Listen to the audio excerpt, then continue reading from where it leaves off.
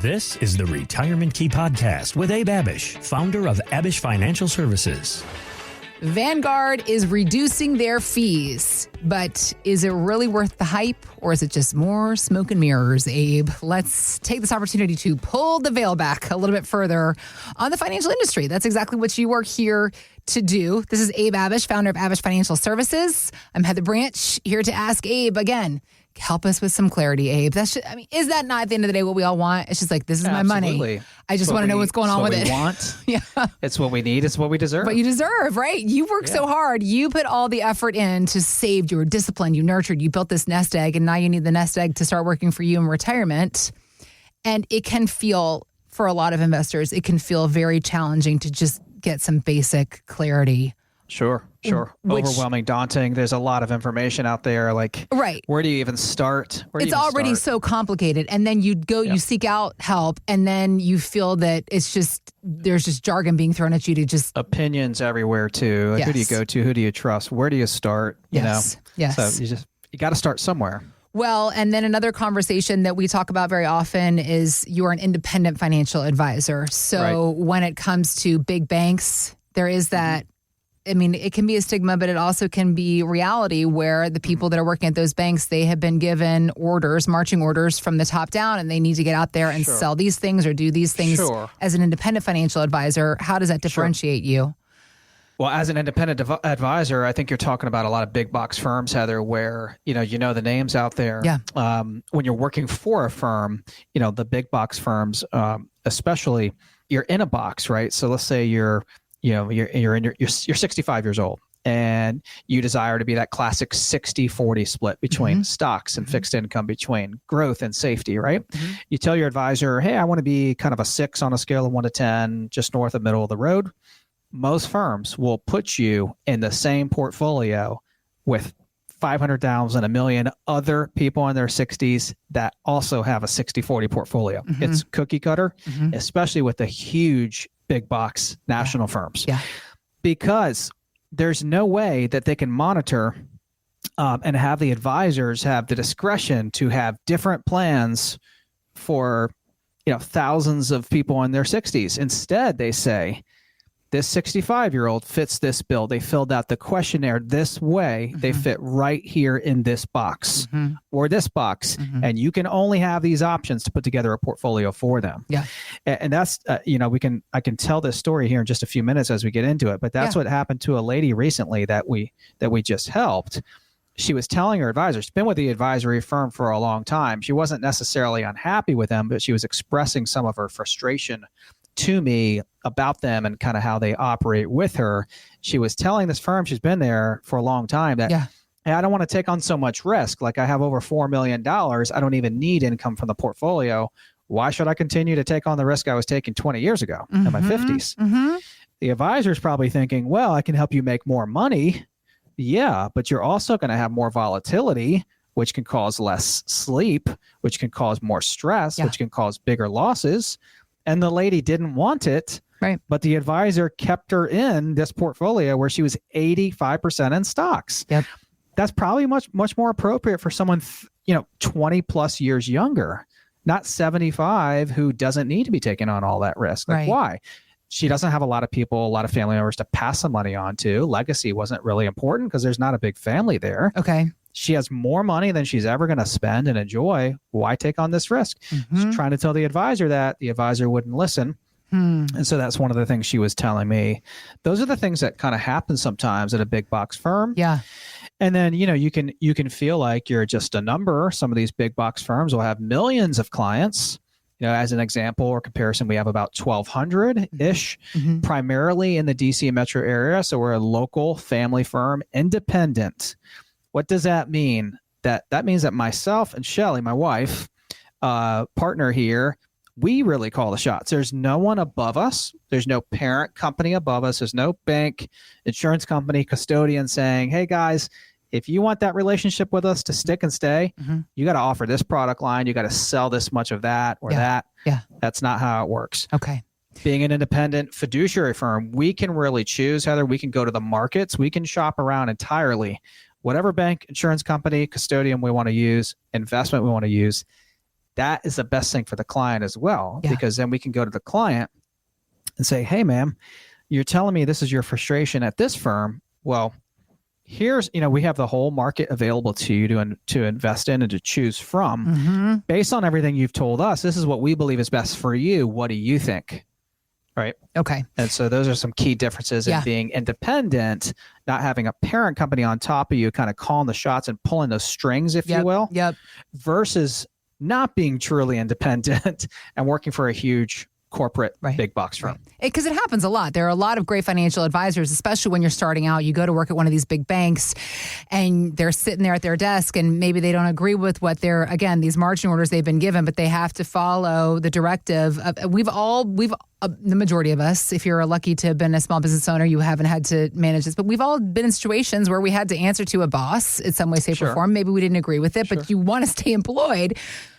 You're a good human. We're all doing the best that we can. But in circumstances where you have to start sticking up for yourself, particularly thinking about the money you've worked so hard to earn and save and getting into retirement, I mean, case in point, there's such a pivotal moment of when you have to stand firm on your ground. And something that we have talked about before is the idea of Vanguard and Schwab and managing 401ks and how you often encourage people to look into these. They are big banks, Vanguard and Schwab, but they tend to have what you believe better investment options because Vanguard in particular is known. It was built upon the philosophy of having a lower fee, a lower cost investment opportunity for folks. And so they recently came out with this low fee structure to lower it again because they believe it's going to save their investors $350 million, Abe, just this year alone. Wow. So is this going to put pressure on BlackRock, Schwab, Fidelity, other big financial firms to do the same? But also thinking about the everyday man and woman, the people that you work with, Abe, is this really good news for us, for retirement savers, or is this just more smoke and mirrors? And how do you differentiate yourself, again, going back to the big bank thing, working to, again, pull back the veil of what's going on with our savings investments? This is what makes the work that you do at Abish Financial different. Yeah, I think perhaps a title to this podcast could be mutual funds or index funds compared to maybe ETFs and low cost funds, because this lady I was just speaking about, came in with over $4 million from a big box firm. Yeah. And the advisor had her in a bunch of old school, funds that were 10, 15, 20 years old. These are mutual funds primarily with high expense ratios, meaning the funds were pretty darn expensive. And on that $4 million portfolio, the fund expenses alone were over $30,000 a year. Now, there are pieces of our portfolio that we put together here at Abish that don't have any fund costs, and there are pieces that do. Typically, the pieces that do have fund costs are going to be the ETF, the globally diversified ETF portions of our portfolios that do have fund expenses.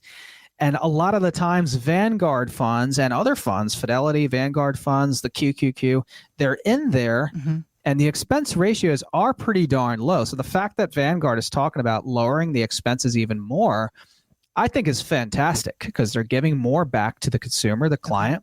Naturally, the client is going to want to use their funds. I think it's going to be a good deal for Vanguard. And I think naturally other fund managers and companies that built these funds and ETFs will do the same and follow suit. But what we found out when we are comparing fund expenses, just fund expenses, with this lady that has over $4 million, is that we were able to save her about $30,000 a year in just fund expenses based on the differences in the ways we put our plan together versus the plan together that she had at our phase one big box firm. Really? $30,000 a year in fund expense savings on a $4 million portfolio. If this lady lives another 10 years into her mid-80s, we would have likely helped her recoup over $300,000 in saved fund expenses, not even advisory fees, just fund expenses. And she didn't realize that. She didn't know that because who looks at your fund expenses and how often do you look at them? Maybe you look at them once a year, once every few years. And she had been with this place for 10, 15 years probably. 0.77 was her average fund expense when really they should be down at 0.1 or lower, maybe even 0.05 or lower. Really? As an example, a lot of Vanguard's fund expenses, Heather, and their ETFs are 0.04, 0.05. I mean, you're down to almost where these funds are free. They're not free, but they're down at very, very low. And now Vanguard is talking about lowering them even more. I think that's going to be a good thing across the board for all investors. And for this lady, again, a savings of $30,000 a year. Now, this lady was also talking to us, Heather, about taking a few more bucket trips, bucket list trips that she hadn't taken. New Zealand, Australia, and there was one other country that I can't remember off the top of my head. And I said, hey, this is going to help you take those trips. I mean, this is $30,000. Here's your $30,000. That's just the first year. Pockets, yeah. Wow. Back in your portfolio. Take some of this money from your portfolio and go enjoy it. Don't wait till you can't do this. Yeah. And so those are the benefits of having a second opinion and getting your portfolio compared.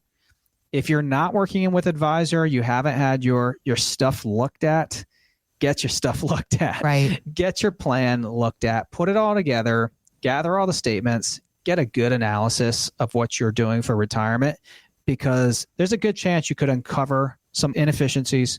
They could be huge. They could be life-changing. And wouldn't you want to know about that? Right. Especially getting that second opinion, that analysis. Again, just every effort to really show people what's actually going on within their savings and investments, and to give them, we always talk about empowering people with knowledge. It's like, it's your money, your life savings. You deserve to know what's going on with it. It seems like a simple thing. Why is it so difficult to get?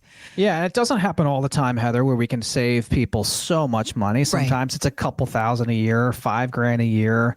But still, I mean, if you walked out of your studio right now and you saw couple $100 on the ground, you're probably going to pick it up. Best day ever. yeah. Let alone $5,000, $10,000, or maybe way more in saved, expenses. Mm-hmm. But there just could be a lot of inefficiencies that you have. You may be taking on more risk than you need to.